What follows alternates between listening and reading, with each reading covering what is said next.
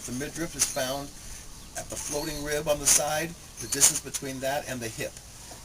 With most people, this is collapsed, and we have to learn to stretch it upward. So I'm going to manually stretch him. Let me do it for you.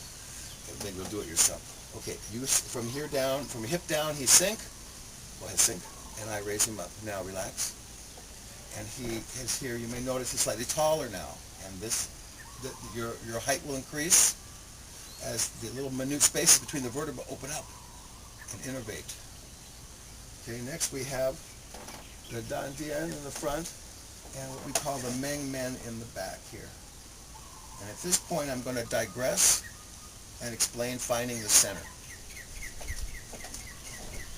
We want to be aware of 5 points below the navel, 3 finger, 4 finger, whatever, or the navel area in general. The next point, about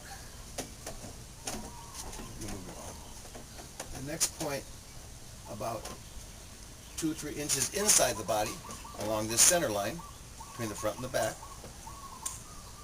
And then the next point we want to be aware of is roughly the dead center between the front and the back. This is going to be our focal point. The other 2 points we want to be aware of are the Meng Men, which is if you drew a line from this front point and it went all the way through the body, it would come out to here on the spine. And at where it comes on the spine, this is the spine vertebrae here are between 2 and 3 inches thick at the low lumbar. So the 4th point is on the inside of those vertebrae, inside the body, somewhere here. Okay, thanks. And the final point out here at the back. Okay? Now, the whole key for finding the center is to find the center from the back. So we move our feeling, our consciousness, from this point below the navel if we drew a circle, inside the body about 3 inches to the inside of the vertebra, and then roughly we estimate halfway through the body, and we hold our attention there.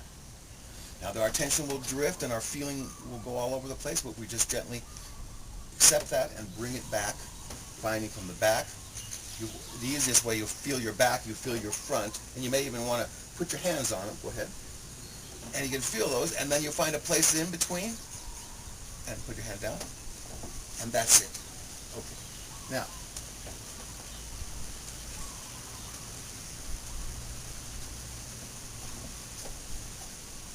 finishing off here now, the superior iliac crest, the bone up here, the hip bone, and the area around here and the sacrum area, all the way down to the crease of the butt and down to where the thighs attach in here and down to the pubic bone is called the qua. And the qua is considered the biggest joint of the body. And when everything moves in this area, which is very complex, it moves throughout your entire body. Okay. So from here, we now have to be aware of what do we do with the leg.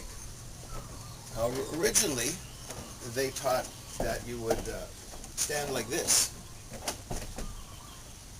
very low. And we avoid this at the beginning right now. This was the old tradition of martial arts where the lower you stand, the more chi pressure is forced through the body.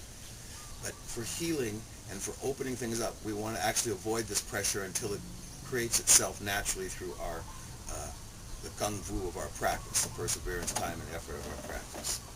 So we're sinking down, letting everything drop down. But as the weight drops down, you want to allow the front weight to go down the front thighs, the front shins here, and into the front. Straight down and in towards the ball of the foot. The middle of the weight, same thing, through the middle. And the back, all this tissue from the back. If you drew a line here, as this want to feel, your arm want to feel like your spine and your bone is a coat hanger, and your muscles are the coat, and they hang loosely and relaxed, but connected. And this is true all the way. Okay. And so this back area, these back muscles relax back, this direction. We want things to come off the bone that have been stuck.